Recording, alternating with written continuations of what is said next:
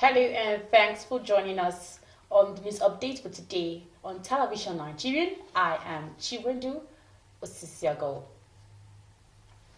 President Muhammadu Buhari has embarked on a 4-day trip to the Ethiopian capital Addis Ababa for the 35th Ordinary Section of Assembly of the African Union Heads of State and Government. This was announced in a statement signed on Wednesday by the Special Advisor to the President on Media and Publicity, Femi Adesina. On the sideline of the AU meeting, President Buhari is expected to hold bilateral meetings with some leaders with a shared interest in improving trade relations, partnering to tackle security challenges, and maintaining relations with the multilateral institution for sustainable development.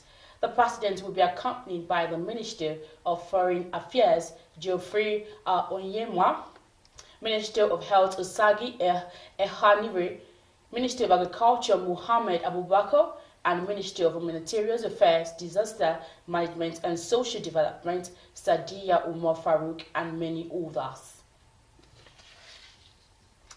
Vice President Yemi Osinbajo has departed Abuja for Accra, Ghana to represent Nigeria at an extraordinary summit of the ECOWAS Authority of Heads of State and Government.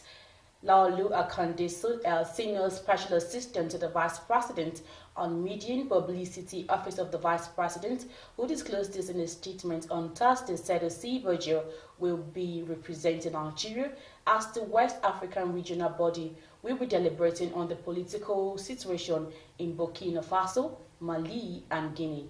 The meeting, which is coming as part of the resolution reached at last week's virtual meeting chaired by Ghana's President Nana Akufo-Addo, will review the report of the ECOWAS delegation dispatched to Ouagadougou to meet with the military junta who recently seized power in Burkina Faso. The summit will be attended by regional leaders who will be considering imposing additional sanctions after the country was suspended from the regional body last week. Men of the Nigerian police force have taken over the National Secretariat of the All Progressive Congress, APC, in Abuja. This is ahead of the inauguration of the party state executive today.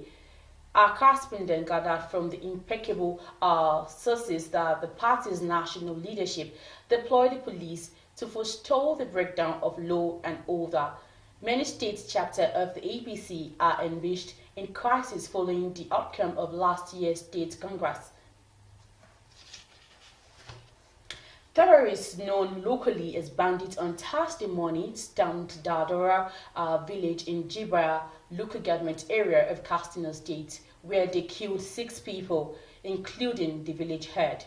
Meanwhile, in the same Katsina State, the Nigerian Air Force has reportedly bombarded Kwaskara, the Rami bandits camp, with airstrikes, killing not fewer than 43 high-profile terrorists and not their foot soldiers.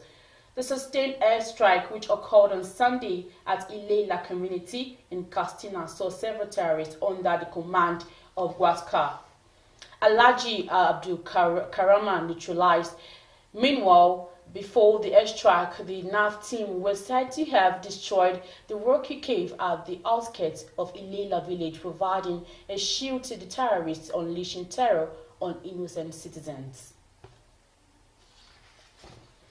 The sentences of Nigerian socialist Raymond Abbas, widely known as Hush Puppy, has been postponed till the 11th of July 2022 by a United States District Court for the Central District of California. I beg your pardon. The order, which was granted by Justice Otis D. Wright, was issued after a Hush Puppy lawyer led by Louis Shapiro entered a request for postponement.